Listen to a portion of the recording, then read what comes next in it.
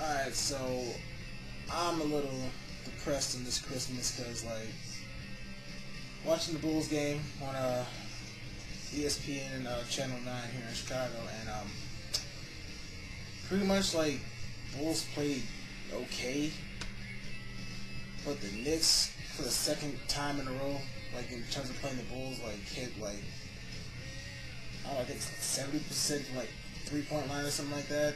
And that's, like, unheard of. I think like, they just got lucky more than anything. But for the most part of the game, I thought the Bulls played okay. Too many turnovers for my liking. Although the Knicks had a lot of turnovers too.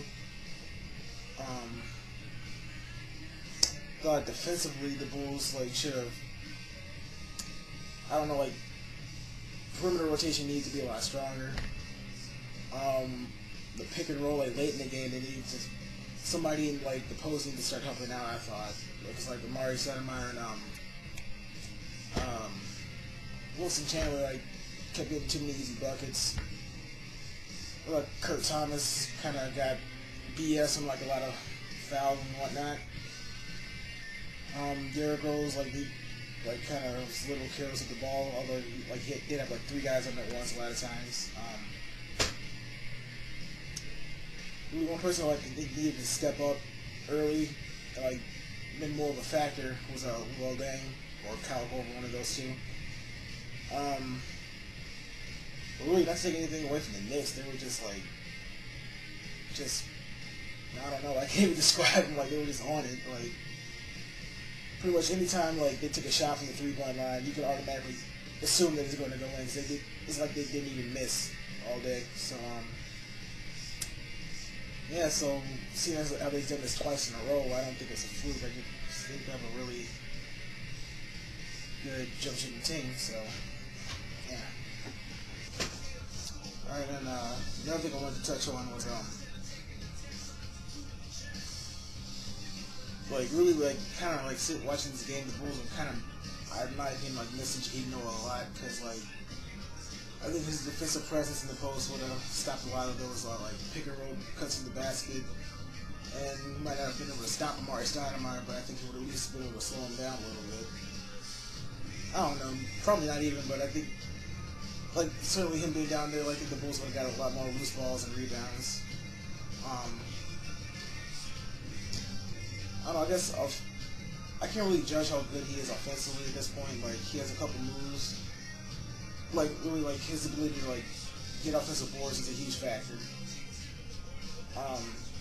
But yeah, you certainly gotta. A lot of people like want to take his jump shot for granted, but he's a decent jump shooter. I guess that awkward like side spinning form or whatever that looks god awful. But I don't know. I guess like. Listen, I don't think this game is a major mistake at all. I think we kind of know what the Bulls are right now. The Knicks, like I haven't watched them a whole lot this season, but from what I've seen on like ESPN and all that, like they seem like a really solid team. And judging by this game, I don't think their record does them justice. Like I think they're like 17-9 or 17-8, kind of the same record as the Bulls. But judging by this game and kind of what I've seen on them, like clips and all that, I would think they're like a 20-21 win team. Like I said, it's just kind of the outside looking in. Another team I wanted to talk about real quick was the Heat. I'm just going to throw this out here now. I'm probably going to get a lot of hate for this and all that, but I do not like LeBron James as a person. Like, as a player, like you can't deny that he's like a great player. Like he has unbelievable talent, but I don't know. Like that's just it. Like he just has great talent, but I don't really see anything else more than that. Like if you kind of understand where I'm coming from. Yeah, I don't like him. I don't want to see him succeed. That's just me. I want to try to be as unbiased as I can. Like the Heat, they struggled early on, which was kind of surprising to me, especially how quick and how badly they struggled. But they seem to have gotten it together now. Really, LeBron James and Dwayne Wade have been a big, and Chris Bosh have been a big factor in like I think the current 10-game win streak. But the problem I see with them is like their bench. Like they have okay players on bench, a lot of veterans and all that. For the regular season, that's fine, but come postseason, I don't know like how good they're going to be. Like like this team, like they're supposed to be like a championship team right out the box. Like first 2 years, or first 3 years have at least 2 championships. But like seeing the salary cap and all that, and like the players they have in the reserves, I don't think that's gonna happen. Like I don't think they're gonna win a championship this year. I think the Lakers are gonna go for a three-peat, but I think maybe next year, year afterwards, they might win. But in the next, I'll say 7 years, I don't see them winning any more than 2, maybe 3. That's just my opinion. Again, from the outside looking in.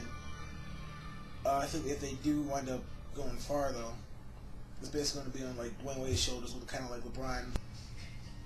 Like if they do go far, it's going to be on, I think, Dwayne Wade's shoulders, and LeBron kind of like I think he kind of knows this and like accepts it, like he's going to play more of a Scottie Pippen role, which I don't understand why a lot of people hate on him because of that. Because like with the Scottie and Michael years, Scottie understood that there can only be one Mike if they're going to be successful, and he was okay. He was like kind of like the comparison I make, which a lot of people don't get very often or understand or think I'm stupid for. Like Scott, like I probably would sound like a geek for this too, but Scottie was to Mr. Spock, or Scottie is to Michael as Spock was to Captain Kirk in the old Star Trek series. Like you have a number one guy who's like, you know, the head guy and all that, and you have the number two guy who's his right hand man who like brings things under control, like things are looking bad, or the number one guy isn't like doing well or whatever. So but yeah, like I don't really like the problem I have with LeBron though is like like I don't dislike or I don't mind this decision for him to move, like free agency, players have that choice and all that. I thought that was perfectly fine. Like he wanted to go to Miami. It's the way he did it I don't really agree with. I didn't like. I thought it was pompous and thought he made an ass of himself. But again, that's just my opinion. But all that aside, like I think if the Heat do go far, he's going to be like a good complementary player to Dwayne Wade. Chris Bosh, I think he's going to be kind of like the odd man out, like third wheel. I think he knows that. And the only reason I don't see this team going far though is the bench, and like I think somebody's ego is going to blow up. Like they all say they're cool to each other, they all know like what their role is, but I think somebody's going to start getting, you know, ticked off. They're not getting enough highlights on ESPN, or not getting enough players run their way, or not getting the ball enough. And I think that's going to cause some locker room problems. And that's the only reason I see them not winning. But that's about it. So I'll try to do like more sports stuff more often.